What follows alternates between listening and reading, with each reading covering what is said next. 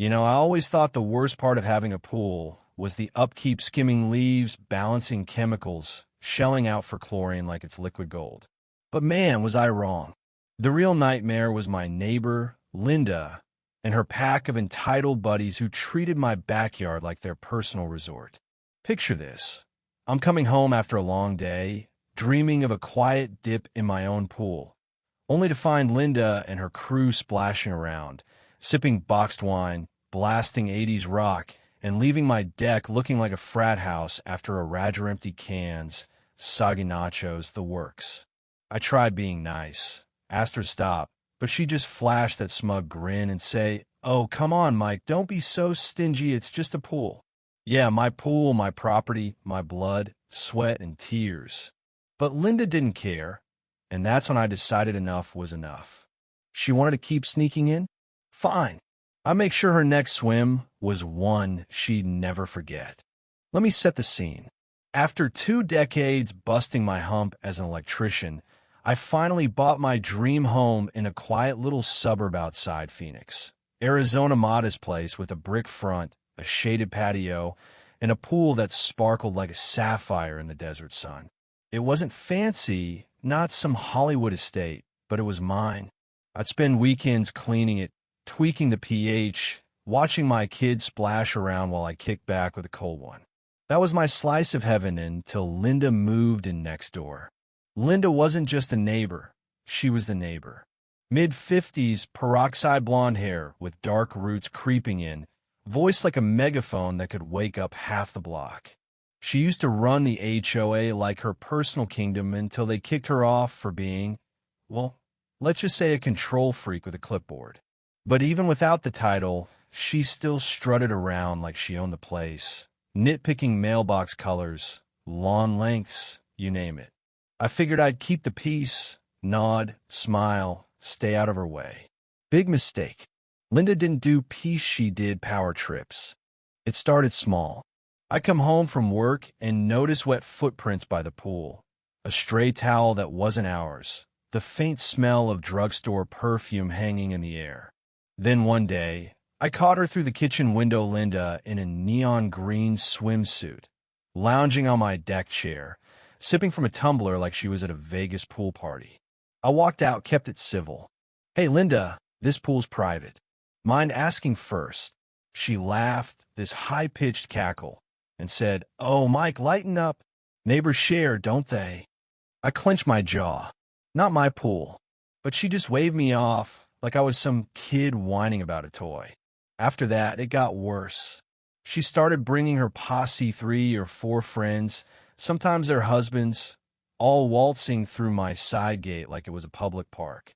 They'd crank up their Bluetooth speaker, blasting Journey or some twangy country, pop open cheap wine, and leave my backyard trashed bottle caps in the grass, chip bags floating in the water, once even a half-eaten hot dog bobbing like a sad little raft. It wasn't just annoying, it was a slap in the face.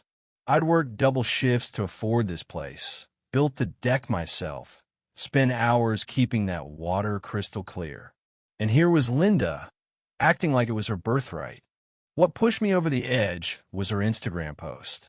I'm scrolling one night, and there's Linda posing in my pool, arms up like she just won the lottery, caption reading, "Living the dream, neighborhood perks, pool life." The comments, "So man, wow. Linda, is this your place?" Jealous. Best pool in town. My blood was boiling.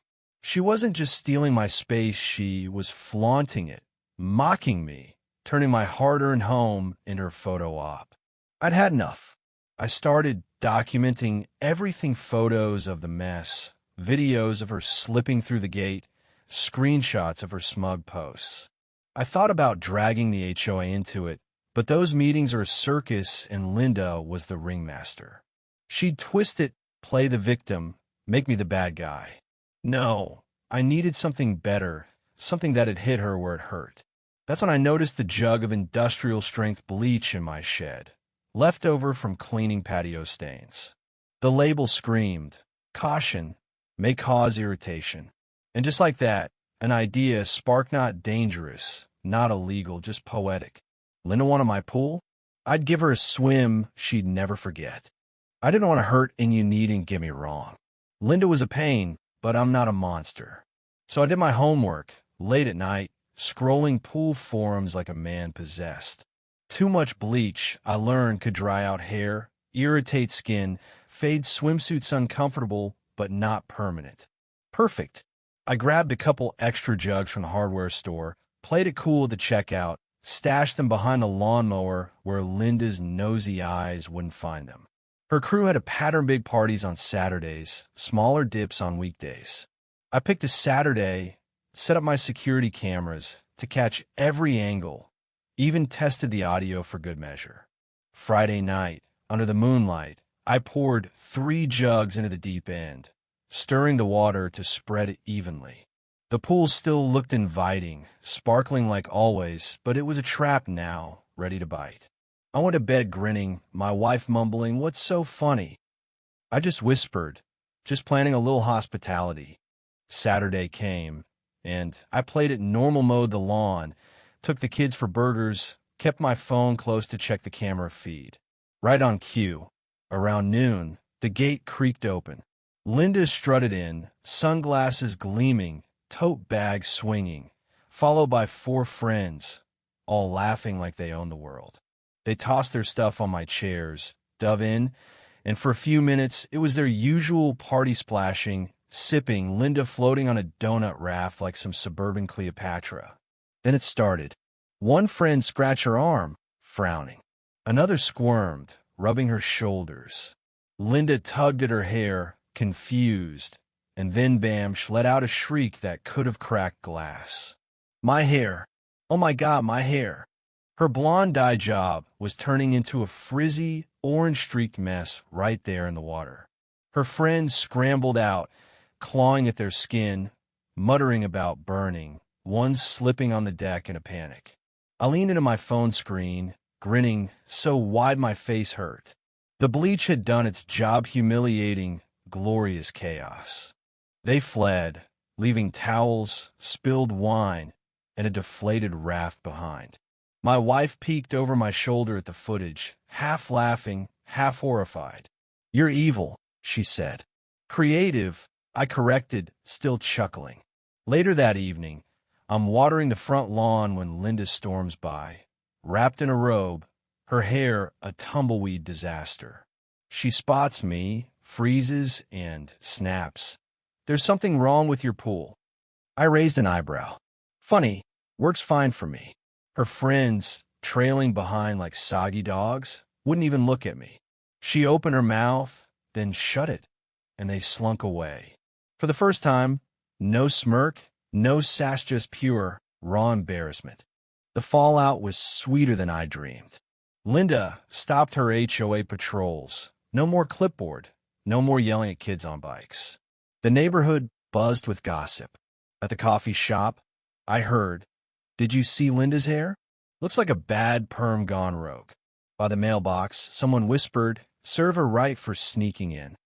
I didn't have to spread the story, it spread itself. I sent the footage anonymously to a few neighbors, just a little FYI email titled "Pool Party Crashers." By morning, it was everywhere, people texting, "This is gold," and "You're a legend." Linda was trapped. She couldn't complain without admitting she'd trespassed. She was done.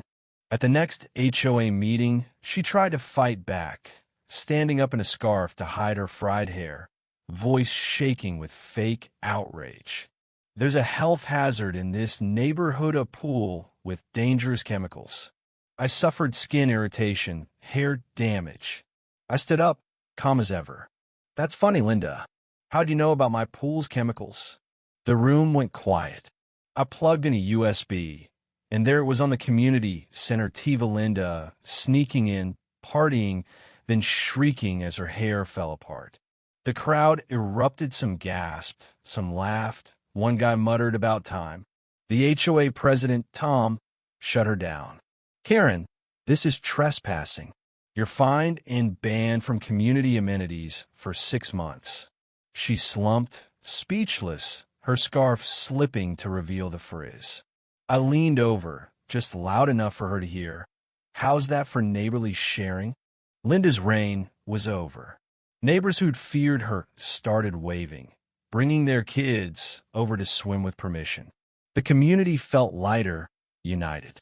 Linda tried petty revenge salt on my lawn, trash by my driveway, but it just made her look desperate. At the summer block party, she showed up with her clipboard, barking orders, but people just laughed. "Careful, Linda," one dad called. "Don't bleach the pavement." The crowd roared, and she stormed off, her power gone, her ego in tatters. Sitting by my pool that night, kids splashing, my wife smiling, I felt peace, real peace. This wasn't just about a pool or some bleach. It was about standing up, setting boundaries, showing a bully that actions have consequences. Linda thought she was untouchable, but she'd pushed too far, and I'd pushed back smart, not cruel. But deep down, I know she's not done. People like Linda don't fade quietly.